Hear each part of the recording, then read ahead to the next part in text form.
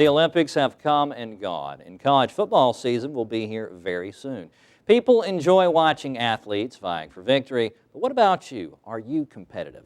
Dana Langham's here from Robert Half International to tell us about competition in the workplace. Dana, thanks so much for being with us today. Thanks for having me. Good to see you again. It's been a little while. It has. Good to see you. I think the last time, it's been a couple months because the last time you came, I was off because I was doing Gypsy. If I remember. Yes, darn it. I missed you. Well, I didn't mean to ditch you. Okay, good. Never again. Super. So we're talking about competition today. And if I looked at the materials that you guys sent me earlier on, it looks like today, in this day and age, people are pretty competitive. Like I should expect Arthur to maybe get in a fight with Dalton at some point about who's doing the best work on cameras today, right? Yeah, healthy competition's good though. You want your employees to be competitive in a very positive manner, not steamrolling each other. All right, now how do we keep it positive? Because that seems to be where there could be some issues, because especially with men, you know, we like to talk trash and then feelings get hurt, and no offense, but you bring girls into this and they're not as good sometimes. They don't have as thick a skin, and more feelings get hurt. Blaming the ladies. Wow. And there's plenty of guys that are the same way, but you know what I'm saying. Yeah, I think, one way to keep it really, even keeled in the office is making sure that everyone's aware of their duties, of what they're supposed to do, so that not one person's kind of overstepping their boundaries and stepping on someone else's toes. Because as soon as that happens, and it just makes for a negative work environment. So you want to keep it competitive. I know my team, I like to keep a little bit of healthy competition. It makes them work a little harder and makes them, stay on their toes. So making sure everybody knows what's expected of them, make sure that they know their delegated projects, but also being very open and honest that, you need to have a competitive drive and work hard, and you always want to shine a little bit, but you definitely don't want to step on your other teammates' toes to make you look like the star of the show. So there's a good balance you have to even out.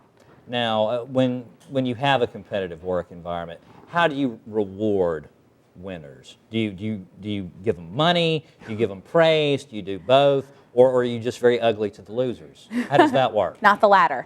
The way that I reward my team is we all collectively will go out together. I'll treat everybody to lunch, but recognize the person that we're going to lunch for. But still, it's still a team environment, but giving a little love to the person that got us to being able to go out for the lunch. Or, I'll bring in a little gift card from somewhere and put it on their desk, or recognize them in a branch meeting in front of their peers, but still keeping a very team-oriented environment, because you never want to make anybody feel left out. Now, is it possible for people to be too competitive? Like, I've had experiences in the past, not here, obviously, because this is a fantastically run television station, but there have been people in the past that they want to do everything when the spotlight is going to be on them.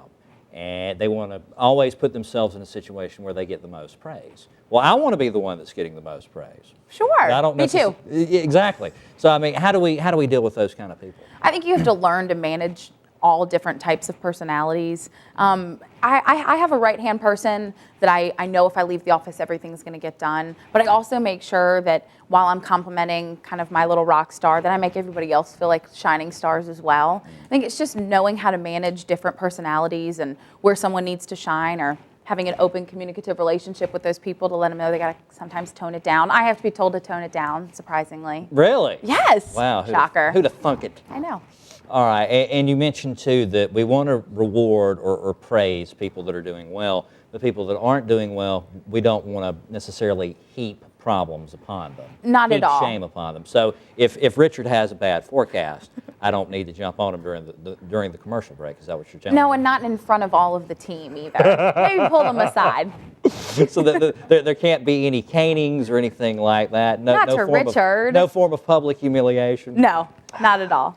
That just kind of takes the fun out of having your own Love show. Everybody, Danny. Praise everybody. I'm working on it. It's a great team. All right. Dana, thanks so much for being with us. Thanks for having me. You can find out more about Office Team and what's going on at work online at rhi.com.